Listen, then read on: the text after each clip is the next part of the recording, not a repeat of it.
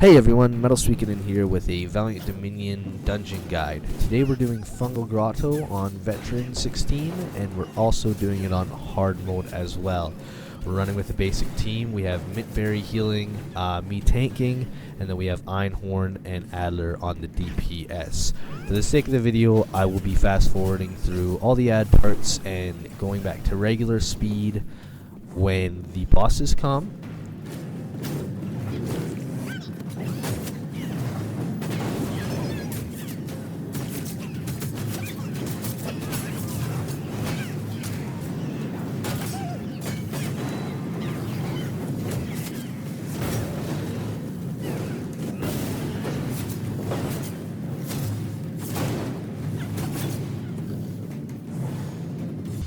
So coming up to the first little mini boss here, pretty basic. You're just going to want your tank to grab aggro on the spider, maybe take it off to the side a bit, and have your DPS, everything else down, in which point everyone in the group can then focus on the spider, stack attack, and burn it down.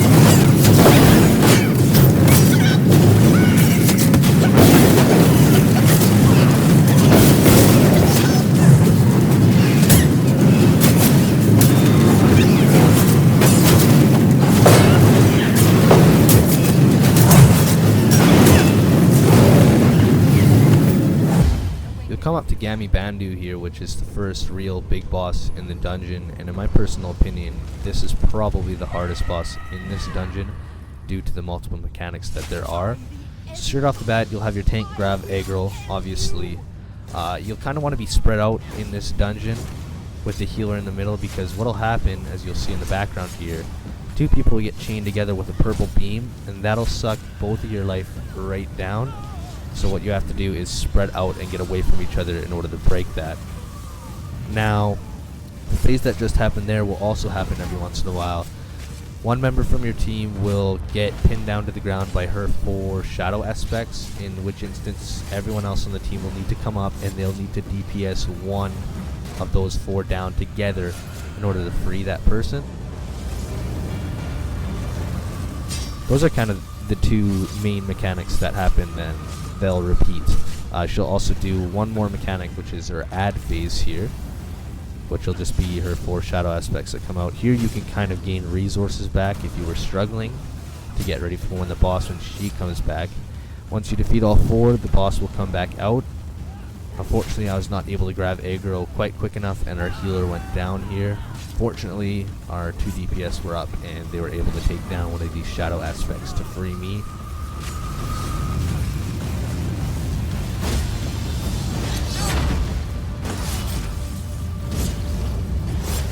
That's kind of all there is to this boss fight. Just watch for those few mechanics there.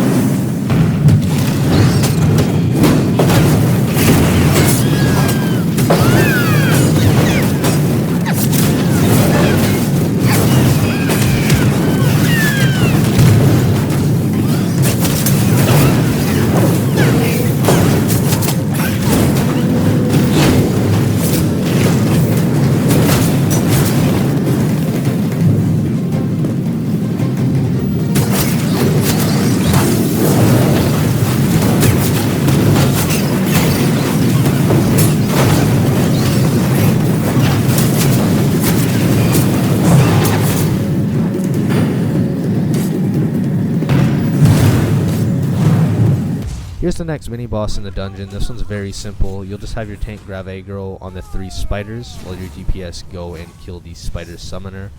What'll happen if you try and kill the spiders first is it will enrage the spider summoner, make her a lot tougher to defeat. So you'll want to make sure to just DPS her down, and once she goes down, the whole thing is done.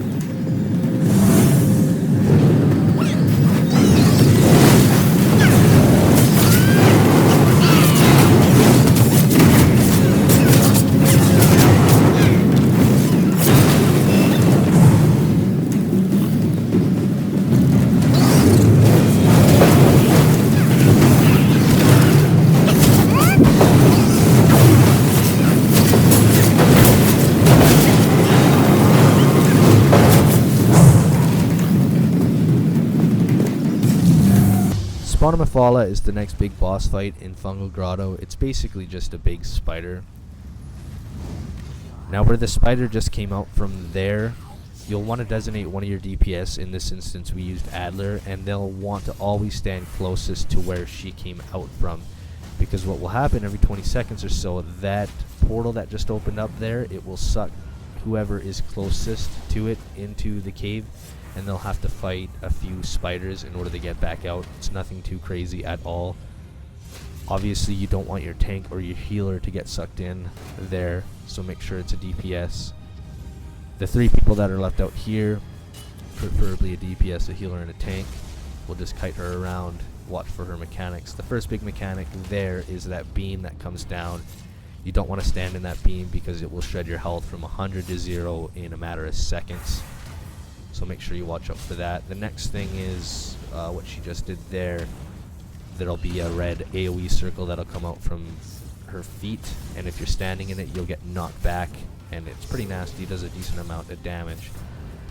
Adler's back out now, so he is helping us DPS the boss, which is nice. So obviously the quicker the DPS is able to take those spider ads down in the cave, the better off for your team. So make sure it's somebody that can take those spider ads down quick. Maybe somebody with AoEs would be better. Those are the 3 mechanics you really got to watch out for. Is basically that beam there, don't stand in that. The circle that comes out from her feet, you don't want to get hit and stunned by that. As well as a designated DPS to go into that cave. And that's kind of all there is to this fight.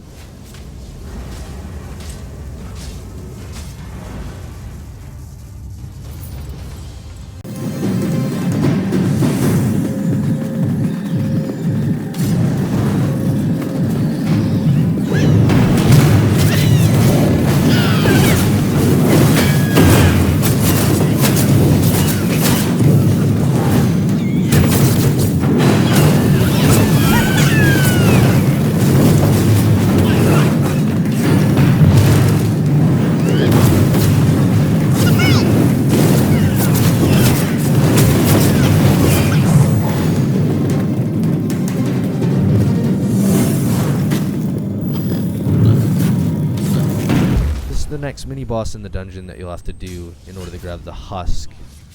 You'll want your tank to grab aggro because this guy does hit pretty hard. There's one mechanic, which is the main mechanic, that he'll do where he sticks his axe up in the air like that. That will drain all of your magicka. So if you struggle on this part, make sure that your healer saves healing ultimates, or your sorcerer saves some overload to take him down. Best thing is to just stack and pack and throw everything you got at him. Shouldn't be too much to worry about.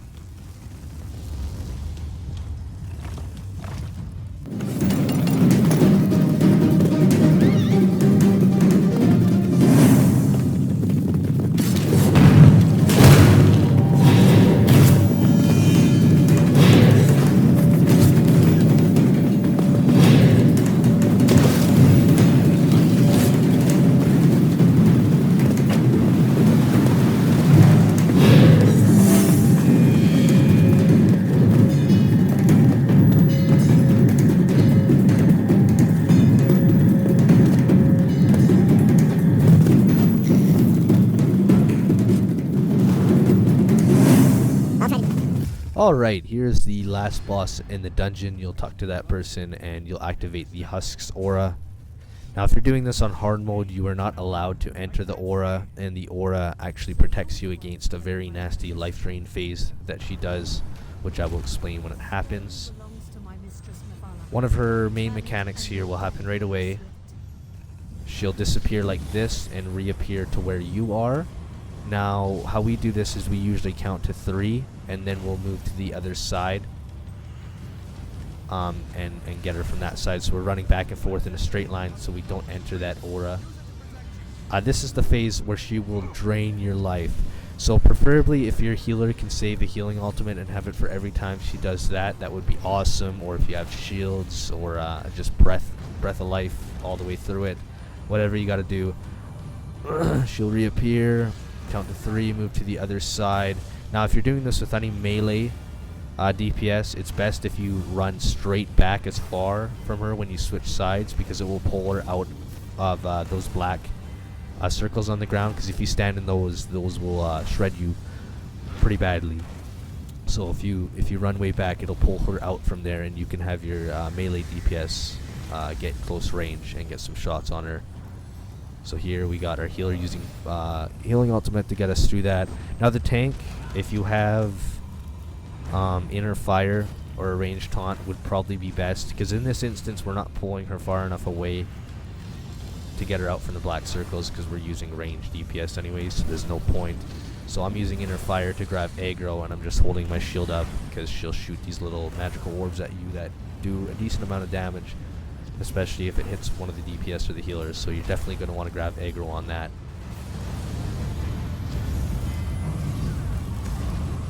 Count to 3 again and move to the other side. Now the reason why we're counting to 3 is because if you go too early to the other side, she reappears 2 or 3 times, so she'll actually reappear to the other side with you again. So counting to 3 and then moving is kind of the best bet to make sure that she stays on that side and doesn't end up going back to where you are again, because that can be a real pain. Once again, watch out if you're fighting her up close. Make sure you're not standing in those black circles. They will kill you really quick. And make sure you're just going back and forth in a straight line like we're doing right now, so you don't enter that blue aura if you're doing it on hard mode.